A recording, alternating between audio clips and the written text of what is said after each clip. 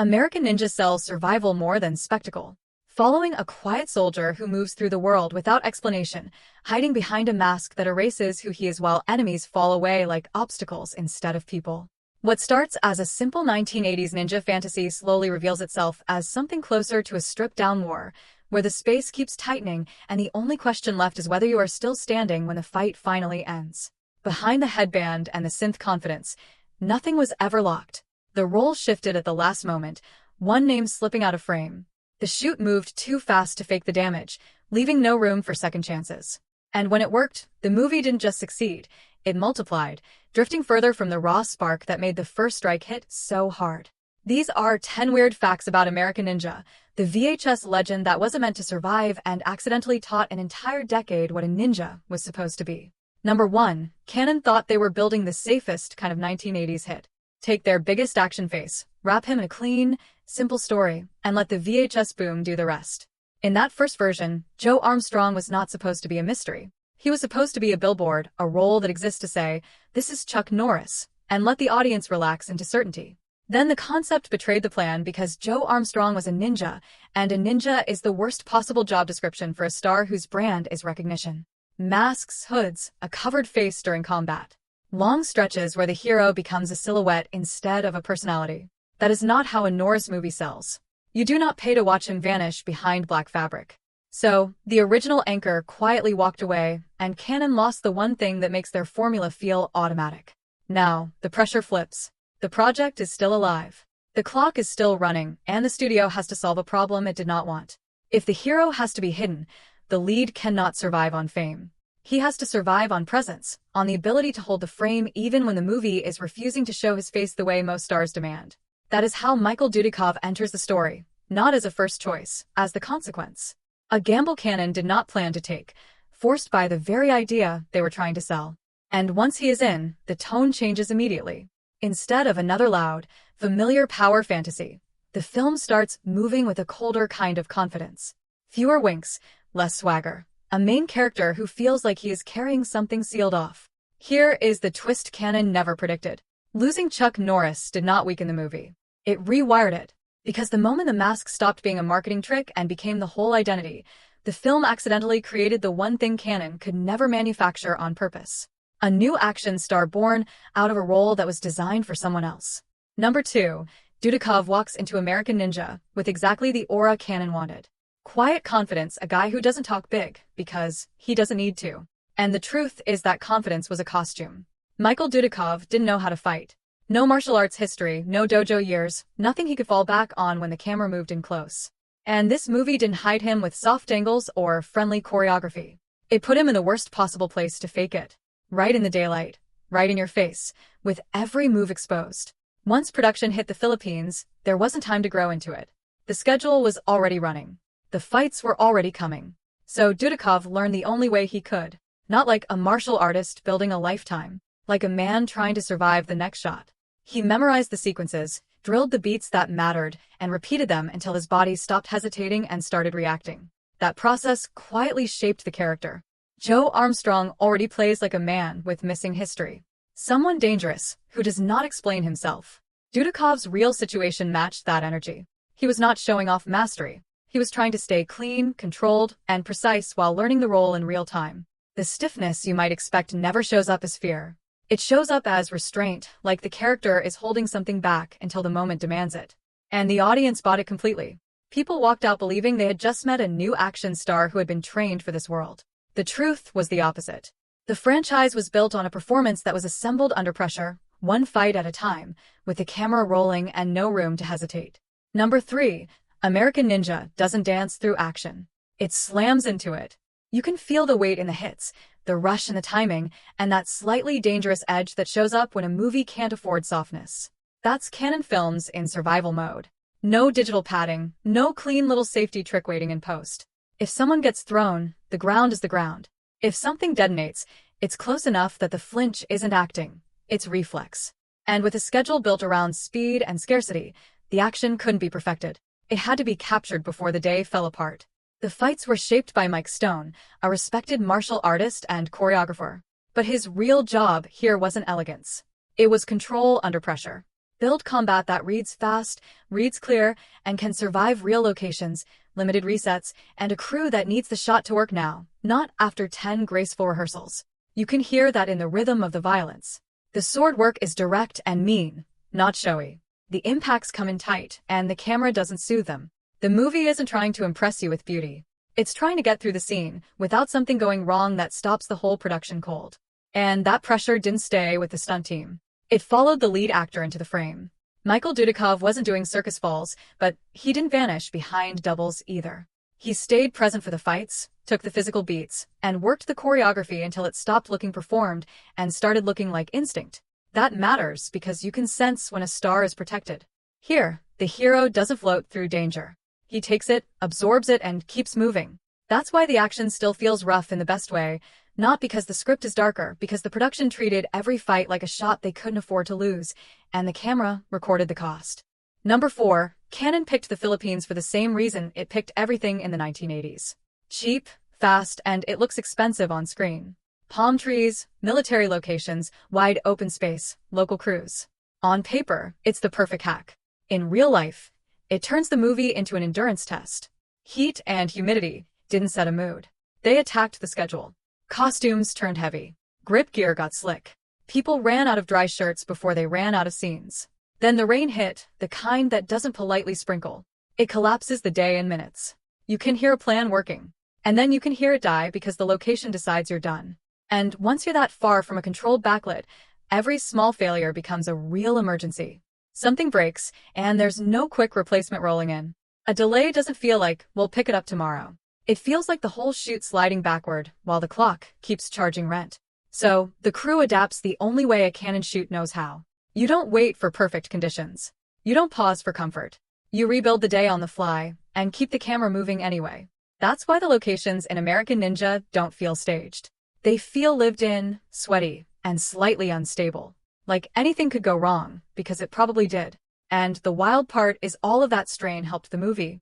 The world looks harsh because the production had to fight the world to get the footage. But the next surprise is even cleaner because the deadliest thing in the film wasn't the weather or the schedule or the location at all. It was the man inside the black outfit. Number 5, the final fight in American Ninja hits with an unfairness you can feel instantly. Joe Armstrong looks capable, but the Black Star Ninja looks like he's not in the scene. He's controlling it. That isn't a performance choice.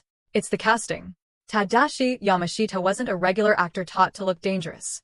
He was a real martial arts master, and the camera catches it the way it catches gravity.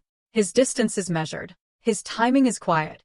He doesn't waste motion trying to impress you because he doesn't need your approval to look lethal. Even when he's barely moving, the fight feels like it's already sliding his direction. And that shifts what the climax is really about. Because Dudikoff is still becoming an action lead in real time. He can sell the stare. He can learn the steps. He can hit marks, but he isn't walking in with decades of muscle memory that makes every beat look inevitable. So, the tension stops being who has the better choreography and turns into something meaner. A man still building his skills trying to stay alive against someone who looks like he could end it whenever he decides the lesson is over. And once you clock that imbalance, the next one lands even darker. Canon wanted a whole ninja army, even when they clearly didn't have the bodies to supply it. Number 6, American Ninja doesn't just win fights. It erases people. By the time the credits roll, the on-screen body count is about 114 deaths, which is insane for a lean little B movie that was supposed to be a quick hit and a quick exit. And Canon doesn't spread that carnage out carefully. They stack it. Fast takedowns, quick stabs, ninjas dropping like the movie is trying to prove it has no breaks. But the funniest part is how they pulled it off. They didn't have an army. They had a handful of stuntmen and a wardrobe rack. Because the budget was tight, Canon couldn't afford to keep hiring new masked bodies just to feed the kill count. So, they recycled the same performers again and again, swapping suits, switching colors, and throwing them back into the frame like nothing happened. If you watch the big fights closely, you can catch familiar faces under different masks getting killed multiple times across the movie. Not twice, sometimes 3 or 4. It creates this weird Canon illusion where the enemy force feels endless, but the closer you look, the more you realize it's the same small group taking the fall over and over, just repackaged to keep the screen crowded. So the movie ends up with 2 truths at once. The kill count is massive, and the ninja army is basically a loop. After that, the next move wasn't about the fights at all. It was about the poster because one word in the title turned this thing from a cheap action tape into a genre promise. Number 7. Before Canon knew they had a hit, this movie was wearing a title that sounded like every other bargain bin bruiser of the era. American Warrior. Tough, generic, disposable. The kind of name you forget before you even reach the counter. Then someone at Canon looked at the moment they were living in and realized the mistake. The mid-1980s were drowning in ninja fever. Not just movies, toys, comics, TV. Martial arts magazines stacked at every checkout. Ninja wasn't a description anymore. It was a trigger word. It promised masks, mystery, and a specific kind of violence, even if you knew nothing else about the film. So, Canon did the smartest thing they could do without spending another dime on the production. They renamed it American Ninja. And suddenly, the movie didn't need explanation. The title did the selling. An American soldier with a secret skill. A foreign battlefield. A hidden past that comes out in combat. You could glance at the VHS spine for half a second and already feel like you knew what you were renting. That one word also did something bigger. It turned the film into a category, not just a story. It made Canon's product feel like part of the craze instead of another random action title competing for space. Number 8. Canon didn't make American Ninja like a prestige swing. They made it like a quick hit built for impulse, a new face, a simple hook, and a title that basically did the marketing for them. The plan was obvious. Get in, get out, leave a clean little profit behind. But it did the one thing Canon respected more than praise. It paid back the risk. On a budget around $1 million, it pulled in roughly $10 million at the box office. The kind of return that changes a studio's body language because it tells you people did not just try it, they came back for it. Then the real takeover began. And it did not happen under a marquee. It happened under fluorescent lights in video stores.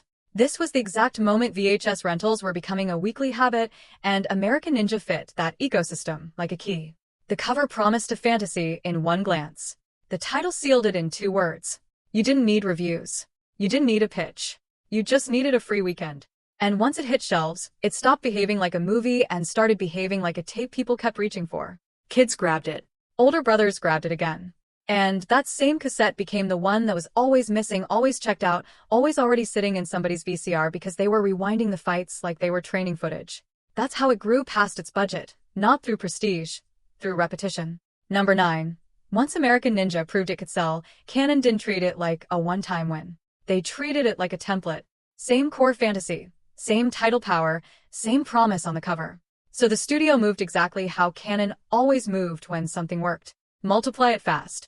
That is how one lean 1985 hit becomes a full run of American Ninja 1, 2, 3, 4, and 5, built to keep the cash register ringing while the ninja craze was still hot.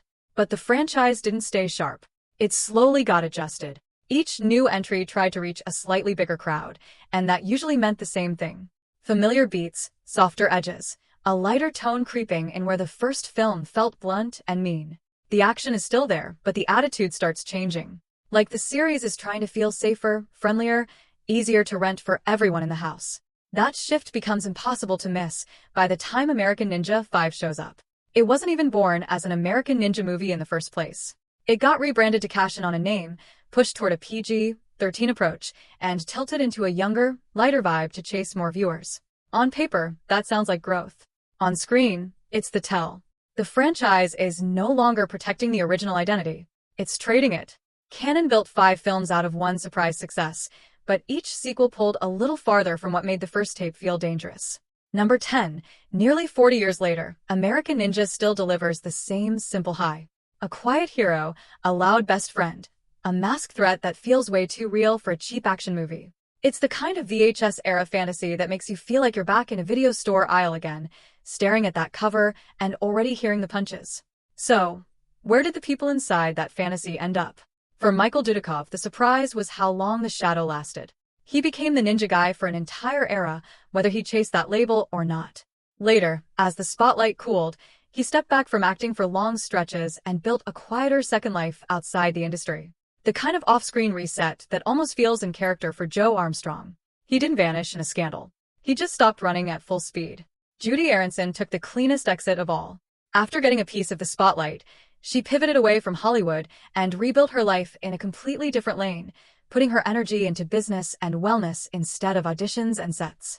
It's the kind of move that feels rare in an industry that usually pulls people back in even when they swear they're done. And then there's Steve James, the one fans still talk about with a different tone. He had the timing, the warmth, the screen presence that makes you think bigger roles were waiting right around the corner. Instead, he died in 1993, only 41 years old from pancreatic cancer. The franchise didn't just lose a character, it lost its heartbeat, and the loss landed harder because it came right when his momentum should have been turning into something bigger. So, when people call American Ninja a simple B movie, that's the part they miss. For some of the people inside it, the movie was a launch. For others, it was an exit. For one of them, it ended up feeling like the last chapter. That's the legacy of American Ninja. Not a perfect movie, but a moment that hit hard, stuck fast, and let home video turn attitude into immortality. So, tell me what you'd bring back from the 80s ninja craze if you could choose just one thing. Drop your pick in the comments and subscribe if you want more deep-cut classics that survived on nerve instead of polish.